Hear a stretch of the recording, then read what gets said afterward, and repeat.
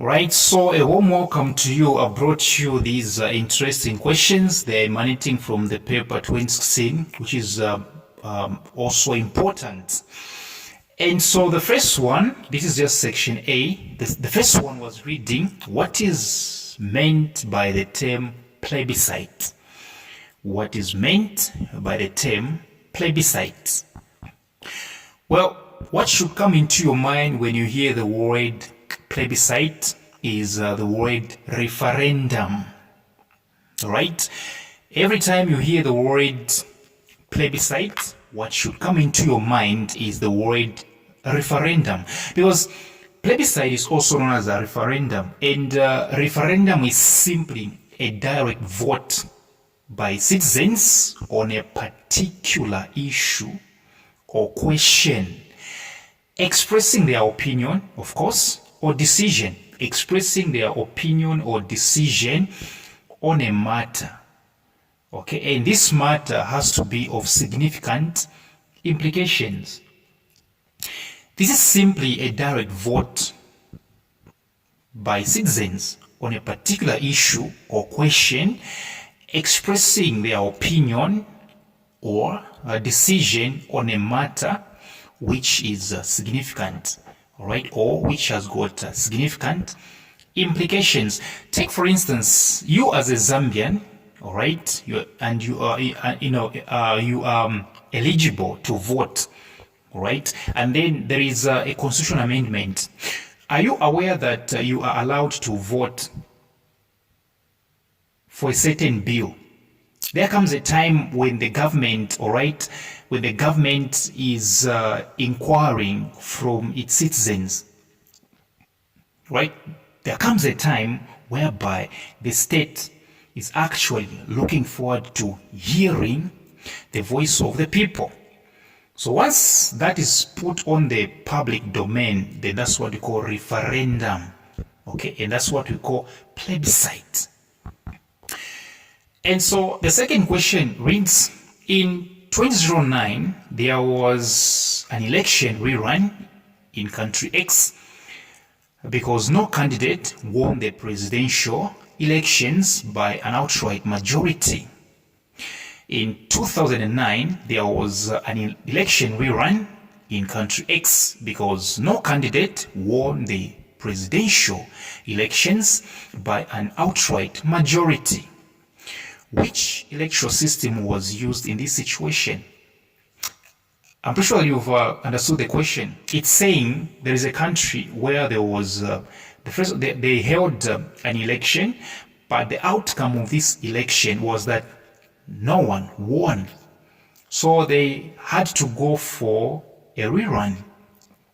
So now, if you want to settle the disputes, now if you want to make sure that you don't do another election, because you're doing it for the second time. So what do?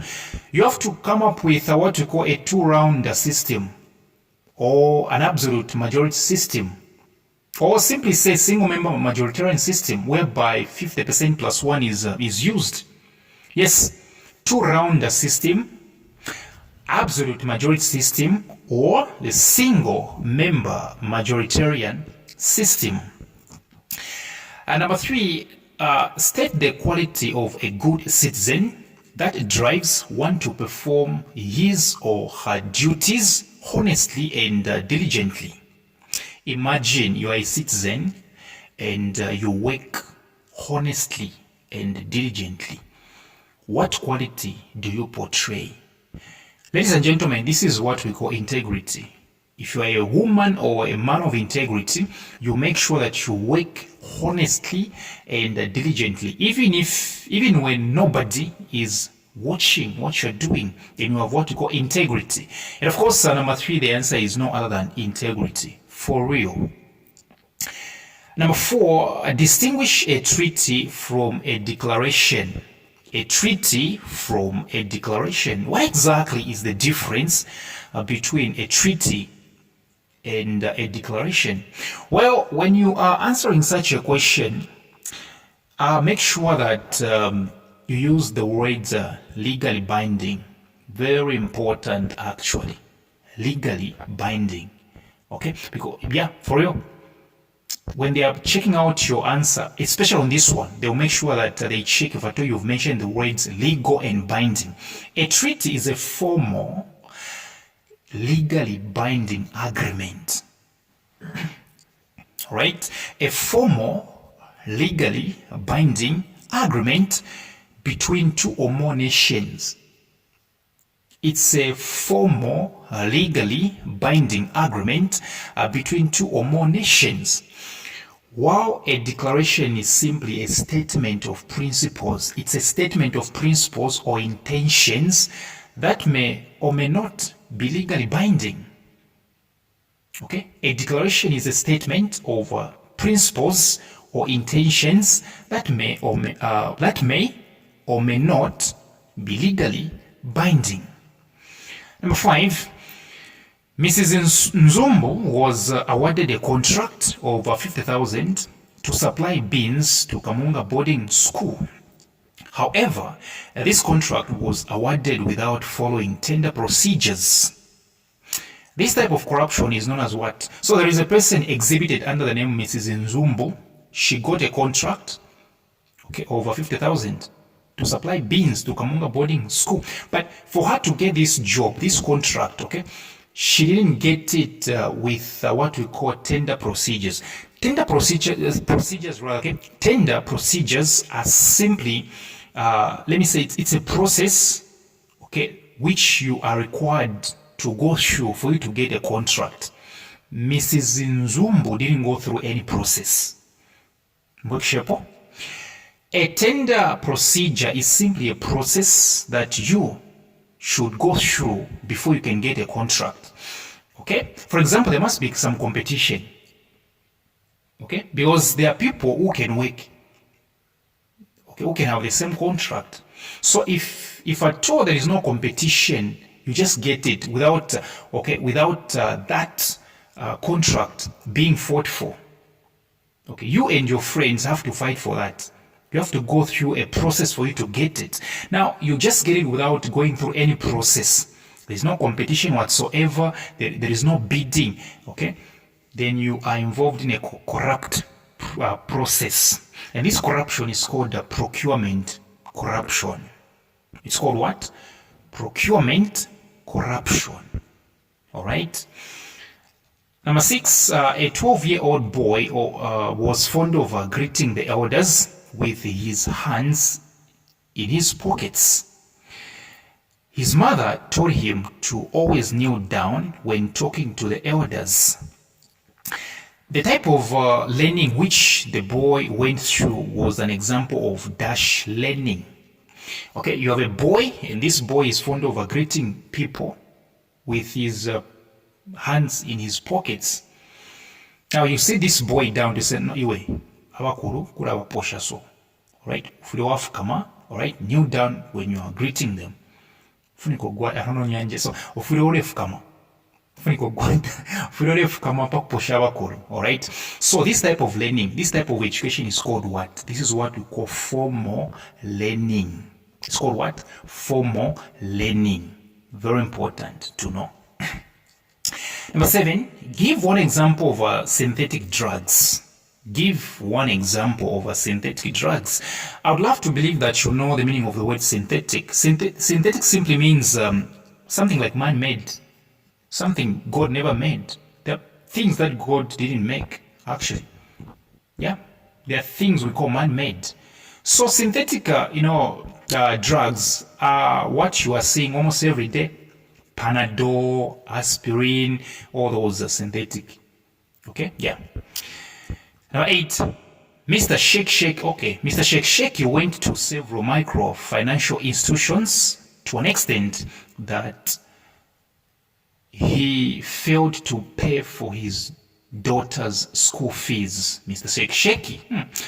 Shake went to several microfinancial institutions to an extent that he failed to pay for his daughter's school fees.